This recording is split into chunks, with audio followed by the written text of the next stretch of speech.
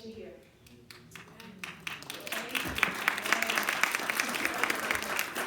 So grateful. To my right is my precious sister, my friend, my confidant. Man, I love this woman right here. But let me introduce her. Everybody needs them. A Sister Kim. And yes, I did take pictures. Just so. Yes, everybody needs them. I heard that. And then I said that is so true. So she is my friend. She is, I'm going to read something to you, but I got to tell you who she is to me first. She is my sister. She literally is my ride or die. She's trustworthy. Make sure you got somebody trustworthy in your life. And she's faithful. Right? And she's an encourager. And she's going to believe the best. Even when you don't sometimes. So I love her. She has been good to me and my family, which is my son. Me and my son. All right, the bride and the sons. Kimberly is a devoted follower of the Lord and Savior Jesus Christ, and a beloved wife of Jerome Tatum, her husband of 28 years, whom she met. Come on, yes! Celebrating that! 28 years. Yes. And whom she met while serving in the United States Marine Corps. Wow. In Hawaii! Just came back from Hawaii. Together they have raised 5 sons, and you're going to soon hear the Marine in her. Okay, that didn't change. You're going to soon, she's going to challenge you to be the best bride you can be. She's going to get us in shape. She's raised 5 sons: Jaquil, Jaquan, Jadarian, Jataven, and Christian. Yes. And rejoiced in the blessing, which she's here with us, her daughter-in-law, Janisa. Yes. And her grandson, Jakai. After moving to Texas in 1997, Kimberly experienced a life-changing spiritual transformation. In 1998, she converted from Jehovah's Witness. Wow. And with a Berean heart, committed herself to studying Scripture, allowing God's Word to firmly establish her faith in Jesus Christ. In 2001, she answered God's call to ministry and was ordained as both minister and elder. And the pastor that ordained her is here with us. Hello, Pastor. Yes. So faithfulness, 20, 25 years, 30 years of friendship and sisterhood, doing life together and doing ministry together. Today, Kimberly serves as prayer minister at Grace Fellowship Church, overseeing multiple prayer ministries. With more than 25 years of passion for prayer, she's also a published author. Wow. Yes, of the fruit of prayer. Through preaching, teaching, intercession, and international ministry, including work in Liberia, her desire is to glorify God. Draw unbelievers to Christ and equip believers for kingdom advancement. And that's, my ladies and gentlemen, you're getting ready to experience the equipping of Sister Kim. Fully surrendered to Christ, Kimberly joyfully serves as a wife, mother, grandmother, mentor, teacher, and intercessor, offering her life to God as worship and striving to walk in obedience and love Him with all her heart, soul, mind, and strength. Welcome, Sister Kim. A mom and mother.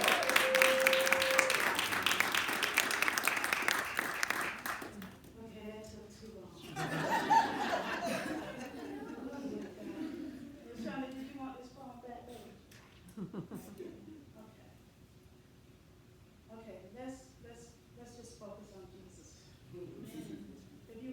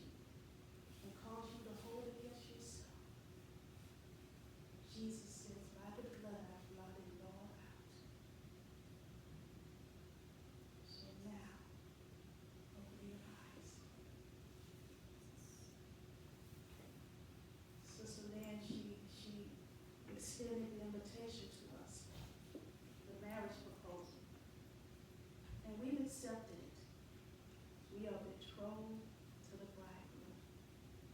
We are brides. And as the bride of Christ, it is our responsibility to know how we are to carry ourselves, how we are to walk this out, and what is expected of us as brides. In the realm of the natural, we already know there are many teachings, seminars, and books on being a bride, on how to be a wife. But in the kingdom of God, for the bride of Christ, there is only one instruction manual, and this is the manual, the Bible. And in this Bible, it holds a blueprint, a bridal blueprint, which is strategically encoded and concealed in the Word of God. Do you guys remember in the Bible where it talks about God showing Moses a pattern for a heavenly tabernacle? Yes. He showed Moses this because he wanted Moses to build from a pattern so that he could replicate the image of the tabernacle in the earth, correct? This pattern contained the exact dimensions, colors, shapes, and materials needed to create in the earth the image of that which was revealed to him in the heavens. The purpose of this session is to discover the bridal pattern that lays out the image of the bride that should be replicated in the earth.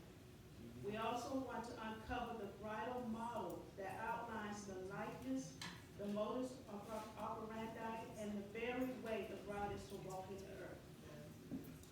So for the sake of this teaching, when we see the pattern and the model, the purpose and the function, the image and the likeness of the bride, know that we have unveiled the bridal blueprint and revealed the revelation of the bride, which is not a gender-specific role. I'm going to say that again. The bride is not a gender-specific role. You know what the bride is? It's an allegiance of love. It's a divine hierarchy of grace. And it's a relationship of the heart. The bridal blueprint is masterfully and meticulously woven in the fabric of the Word of God. From the woman presented to the first man, Adam, in the book of Genesis, all the way to the bride who is to be presented to the last man, Adam, in the book of Revelation. There is a blueprint laid out for the bride of Christ to follow. The profound mystery of Christ and the church, his bride, which Ephesians 5:32 says, is only understood through the revelation of the bridegroom in his bride in the oneness of marriage. Again, we are only going to understand truly the revelation of the bride when we understand the revelation of the bridegroom and his bride in the oneness of marriage. This profound mystery concerning the oneness of marriage is so powerful. The enemy has used everything in his arsenal to suppress the truth and keep it from coming out, to deceive through lies and error. I'm going to stop right there for a second, and I'm just going to tell you this. She mentioned that I was converted from Jehovah's Witness. I want to tell you a little about my conversion story. I was married to my wonderful husband, and that first year of marriage was not glorious. It was not blissful. It was, what did I get into? Can I get out? And I actually decided to go back to Georgia and leave my husband here. I was 8 months pregnant with his first child, our first son. And I was gone. I was like, I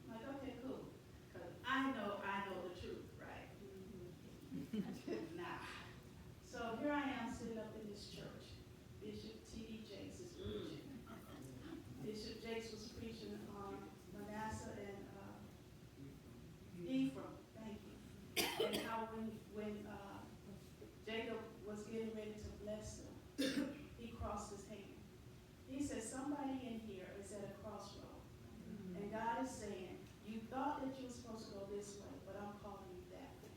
Now I'm from a Kingdom Hall of Jehovah's Witness. We didn't say amen. We sat there, stone faced like some of you, so I'm going to need some back. Let me know y'all not where I used to be. Okay, so.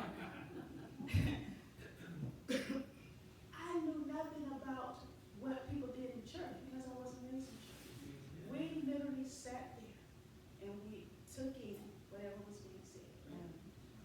That man said, "You at this crossroad," and God is telling you, I jumped up. I didn't know where I was going, what I was supposed to do after I jumped up. I did not know. All I know is for some reason I was out of my seat, I was up on my feet, and the next thing I knew I was at the altar. Didn't know what to do there, what I was supposed to say. I was just standing there looking at this man like, okay, what now? So he had an altar call. I don't know if I prompted him to do it. I have no idea. All I know is we were there at that moment, and God was there. Yeah. And I knew then. Amen. I went home and I cried. I was like, God, here I am. All I know is if I become a Christian and I lose my family who are Jehovah's Witnesses, I'll let it go. Lord, if I'm supposed to be a Jehovah's Witness and I lose my husband and my in-laws, because that's what I'm supposed to do, I'll let it go. All I know, God, is that I don't want to stand before you and you say to me, get away from me because I know you. And that was my heart's cry. And I said, so show me truth and help me, God, not to ever walk in error again. Amen. And that's basically how I met Sister Paula, because I just was searching for truth. I wasn't a babe when it comes to the Word of God. I knew the Word of God. I could literally probably convert most Christians because I knew the Bible. But my thing was I did not want to be deceived. So I said, I started going to these classes. I want to see what they teach. I want to know why I was in error. I don't just want to hear this. I want to know truth. And that's been my heart's conviction. So when I met Paula, she was teaching a class. And she called me, what do you call me, Paula? She said I was just a pest. Yeah. Because I needed to know. And I loved her because there were teachers there who couldn't answer. And they just didn't answer. But when she didn't know the answer, she was honest. She said, I do not know. But I will find out. And we would get on the phone and just talk for hours going through scripture. We grew together. Friendship and in the word. So I say all that because what I just said a few seconds ago is that the enemy has used everything in his arsenal to suppress truth and keep it from coming out and deceive through lies and error about who we are as a bride. And we want to wipe all of that out. I want you to have a clear vision and understanding of who you are as the bride of Christ. Why is it important that we take on this position, to sit in this position as the bride? If we don't know, we allow the enemy to deceive us. Amen? I have some sticky notes back there. If you guys can find those for me and give everyone one. Because the Bible says that God is going to present himself a bride without spot and without wrinkle. What I want you to do on those sticky notes is to write down for you, what are these spots and these wrinkles? What are these sins that so easily beset you? What is this mindset that you have that you know God says just the opposite about you, but you just can't see you shaking? That I'm just not worthy, God. What spirit sits on you? What depression, anxiety? I just want you to write it down because when this is over, those things are going to be gone. They're going to be gone. So be honest. Write it down. Whatever it is that you want God to break off of you. So as his bride, you are without spot and without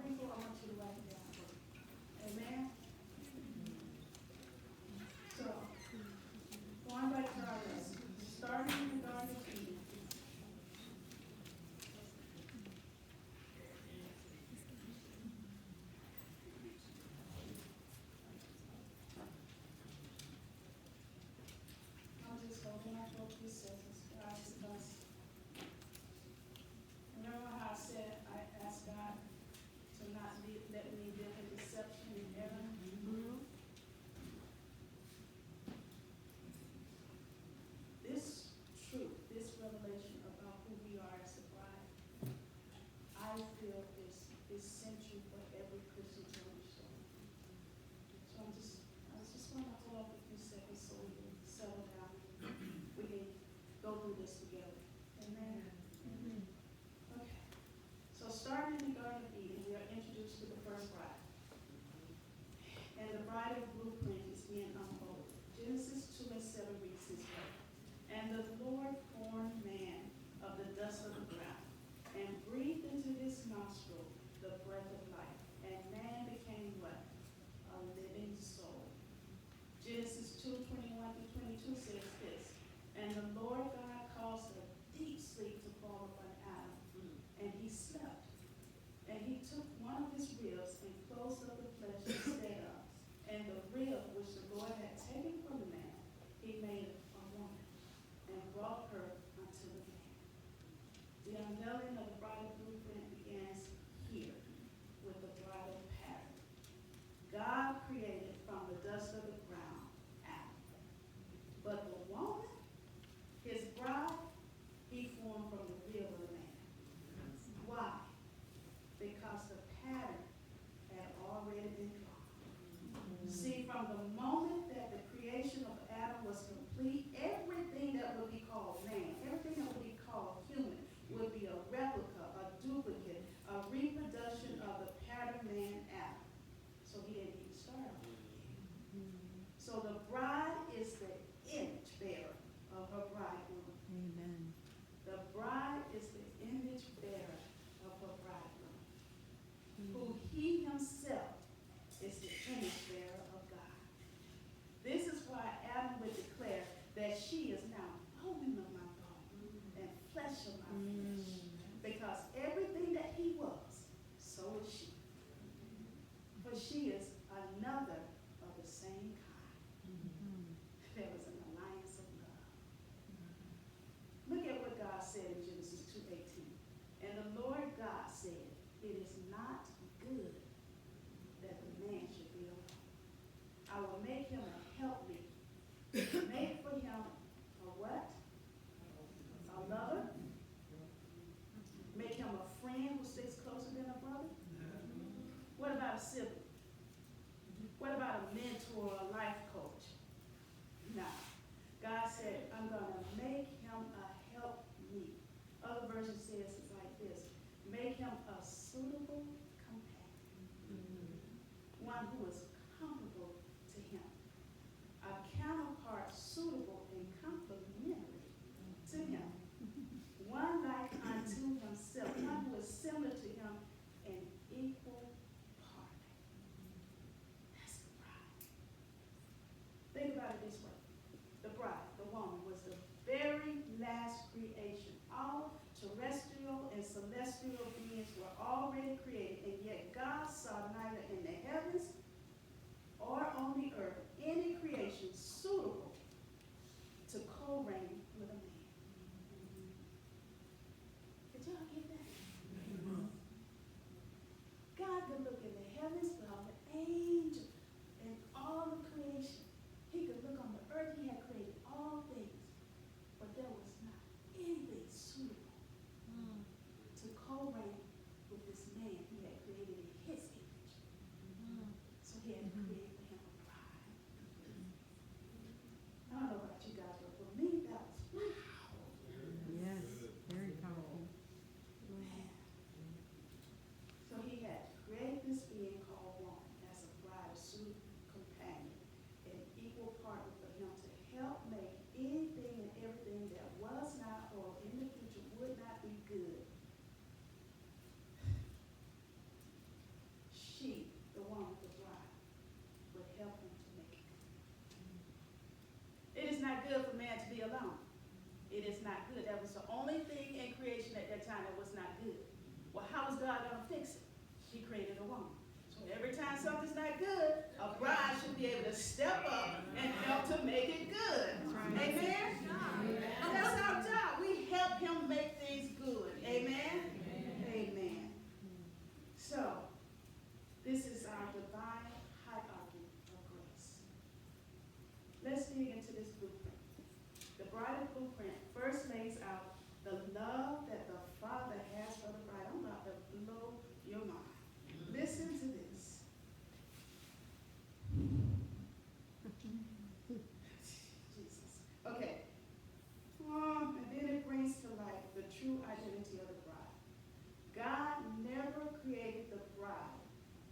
assume or carry the identity of an assistant, a junior subordinate, or a lesser being than the bridegroom. That's good. How could she be when the Father loved her with the same love he had for the man? He made sure that she would bear the exact same image and likeness of him that the bridegroom was patterned after. He created her spirit to be no less holier or righteous than the groom's. He breathed the exact same air, breath into her that he breathed into the man when he became a living soul. Finally, the Father's love for her was so beautifully expressed that before he even presented her to the groom, he put the groom to sleep and he spent time alone with the bride. He spent so much time with her, preparing her, forming her to be the helpmeet he was creating her to be the bride to this bride. I don't know if you ever thought about it. He just didn't appear. God put this man to sleep. And with his own hands, he spent time forming her. So when we are presented to our grooms, we should already be formed and have spent time with the Lord. That makes us good helpers. Amen. God meticulously and literally formed her body out of the body of the groom. Think about this. Her spirit came from God. Her soul, this breath of God, came from God. But her body, her flesh, came from the source God declared as good. Because she is created to be a good thing for her groom. You guys know that scripture, right? Amen. Man who finds a wife finds a good thing. The blueprint is espousing the love and the value of the bride in the eyes of God the Father. It makes it clear that all creation was formed and sustained by nothing but the words of God's power. But the man was formed already from the ground which God had created. And the ground was blessed and called good. And then the man was blessed and called good. And now the woman is doubly blessed because she came from both. Do you hear what I'm saying? Yes. Come on. This is the value God has for a bride. This is why the husband is commanded to love his wife as his own bride. Because through her he obtains favor from the Lord. For they are literally one flesh. Doesn't it make sense that the enemy doesn't want the church to identify itself as the bride of That's Christ? right. To come to the understanding of the power of being one, to embrace a love so strong that the scripture literally says nothing can separate us from it, for it is a revelation of the heart. The blueprint continues to unpack the true identity of the bride, layer by layer. The bride who does not identify herself or sees herself as the beloved image bearer of her groom takes upon herself an image and a likeness of something in the heavens above or the earth beneath or even in the waters below that is not of God. Is this not what the devil did to Eve? He created in her mind an image of herself that was less than the image she was created in. He calls her to react to seek after and submit herself to a deceptive false image. And this false image of her that she took on resulted in her forfeiting her peaceful relationship with God in her groom. She ended up losing her rights to co-dominion alongside her groom. And it resulted in her extinguishing her eternal state of innocence and righteousness before God. She literally exchanged a pain-free reproductive delivery for labor in delivery racked with sorrow and pain. However, encoded in the blueprint, we also discover that when the bride embraces the image of herself that God gives, the power of oneness and covenant union of marriage is revealed. Look at how God himself honors the oneness of this marriage union. He blesses oneness. Read with me Genesis 1:28, and then we're going to read Genesis 5, verses 1 and 2. Genesis 1:28 says this, and God blessed them. And God said unto them, be fruitful, multiply, replenish the earth, and subdue it. Have dominion over all the fish of the sea, over the fowls of the air, and over every living thing that moveth upon the earth. Genesis 5:1 through 2. This is the book of the generations of Adam, and the day that God created man. In his likeness made he him, male and female created he them, and blessed them that their name, they called their name Adam in the day they were created. We're about to unfold the mystery of oneness. It is so powerful that if the bride of Christ misses it, then we miss out on being all that we have been created to be.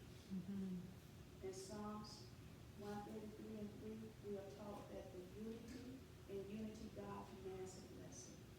In Ecclesiastes 4 and 9, it says that two are better than one. Oneness is so powerful that Jesus himself literally prayed to the Father and asked that we be made one, and that we be made perfect in one. So looking again at this blueprint, let's explore likeness a little further. The bridegroom and the bride share the exact same blessing. They are granted the exact same authority and dominion, and most importantly, they share the exact same name. This is important because really, there are only two people who have a legitimate right to carry, to use, to assert the name of a bridegroom. Do you know who those two people are? Who have a legitimate right to use a bridegroom's name? It is the bride, and it's his child. Two people. Jesus is the bridegroom. Two people are legitimately authorized to use his name, his bride and his child. That's good. Now, as children of the bridegroom, we as the church, we mature some in this.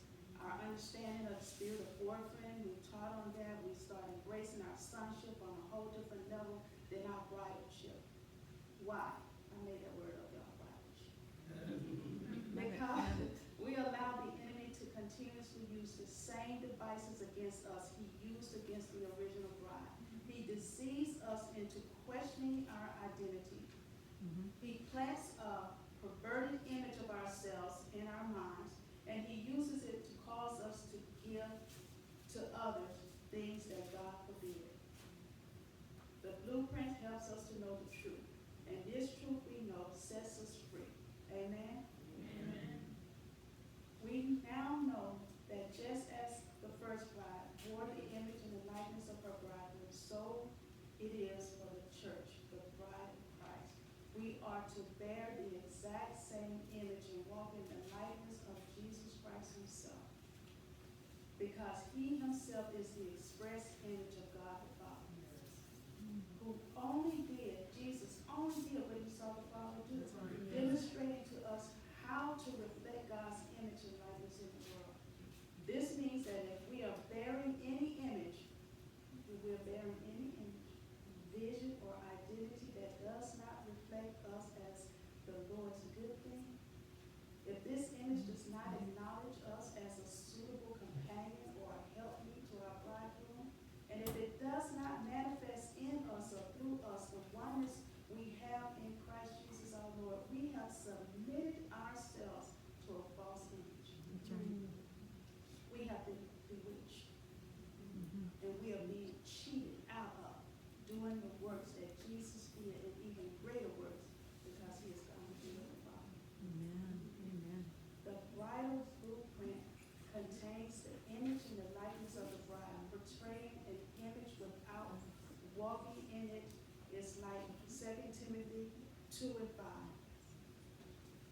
It's having a form or an image of godliness, but denying the power thereof.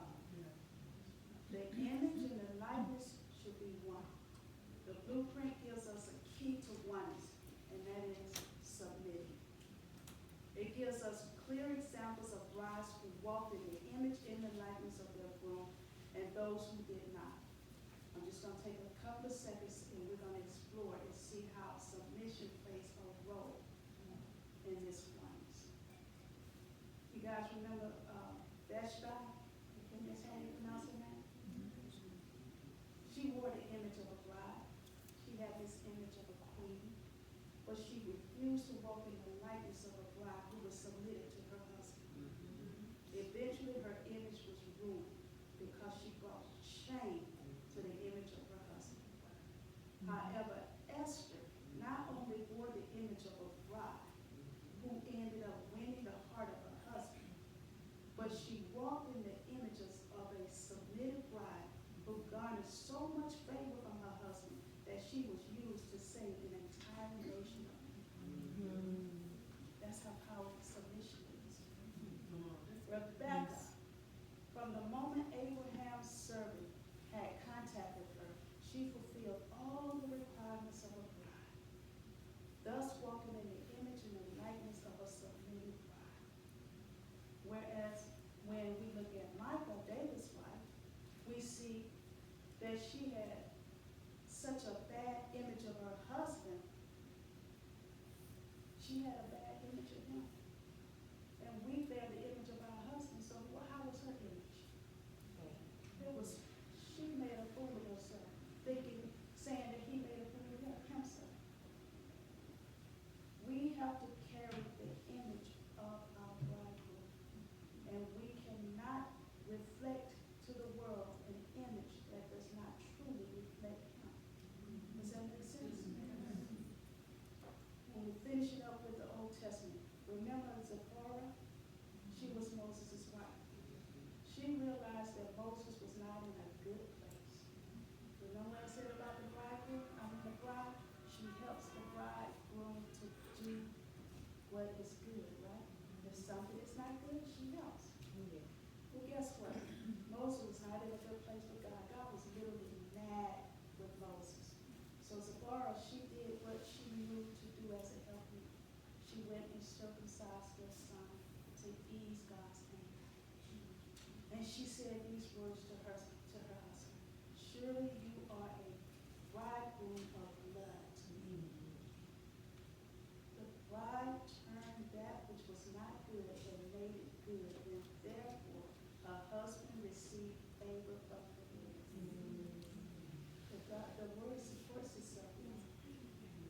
For the New Testament, let's look at Mary.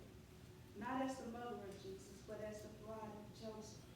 The bridegroom submitted to the will of God for himself and for his wife, and she submitted to him. Notice that it was never mentioned that she received a word from the Lord in regards to when or where they should go. All instructions from that point on was given to Joseph. Hey, he's dead. Go here now. Hey, they're looking for you. They want to kill Jesus. Go here. They were all given to Joseph, but she submitted. She didn't say, "No, God speaks to me. He's going to be first." I give him a word. No. She was like, this man has already proven his love. I am bearing a child that's not here, and he trusts that I am carrying the word of God inside of me. So of course, if he says, "Let's go," I shall submit. This submission is so powerful because people have tried to use it when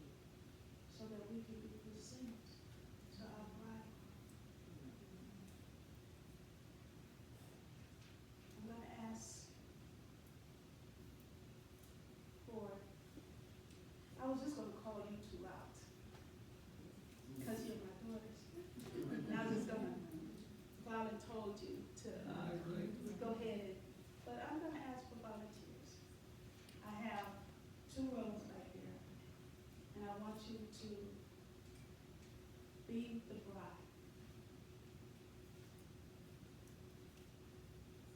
Okay, Janisa and Brooke. Thank you. Thank you. I want you to put those robes on. Somebody put the veil on the bride. Somebody, you guys can help them out. I appreciate it.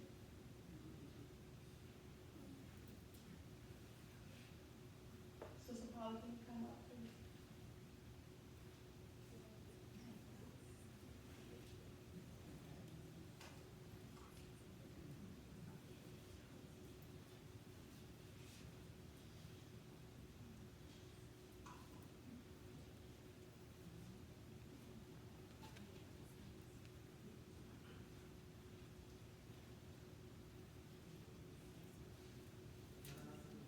How many of you know that our God is a deliverer? Nobody? Well, I'm gonna tell you, our God is a deliverer. He doesn't leave us stuck and stuck. He doesn't leave us bound and yoked by bondages. Everything that he did on the cross when he said it is finished, it is finished. Amen. So what I want you guys to do is I want you to walk this aisle. And as they're walking the aisle, I want you guys to take your sticky notes and I want you to place it on them. So you gotta go slow. I want you to put on that bride everything that you're carrying as a bride. Hold on, hold on there, hold on. Everything you want to be free of. I want you to stick that on that bride. Thank you, Jesus, yes.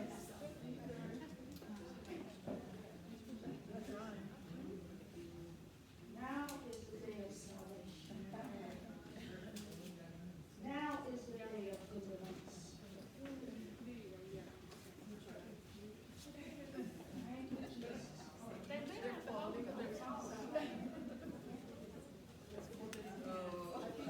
Jesus. If it's not staying, put it in your hands. Hold on to it. There we go.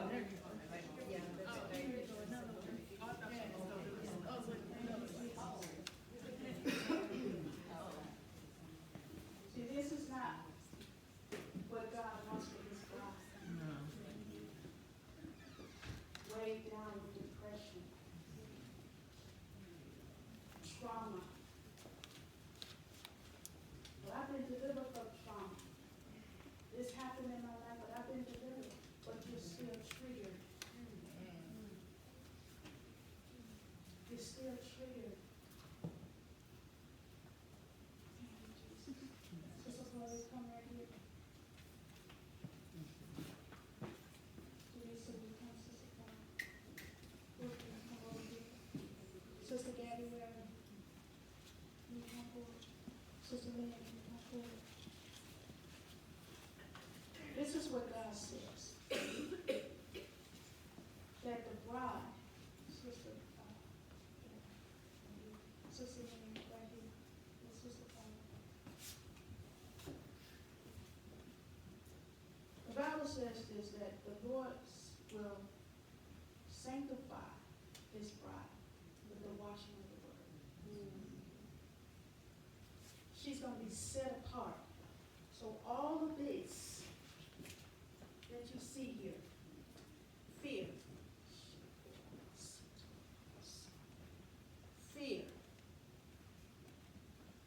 loss, grieving, strife, anxiety, all of this, more fear, spirit of poverty, rejection, all of this. Grab some, Sister Gabby. Grab some, Sister Lee. Janisa, get between the two of them. What God is going to do for each of these brides, these women know the word.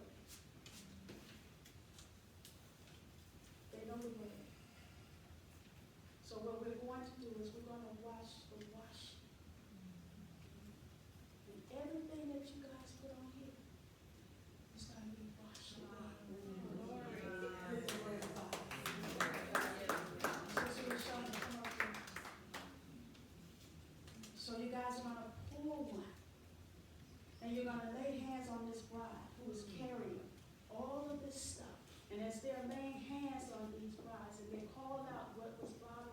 what was weighing you down, what was keeping you bondage. I want you to listen to the word of God that they're going to use to wash.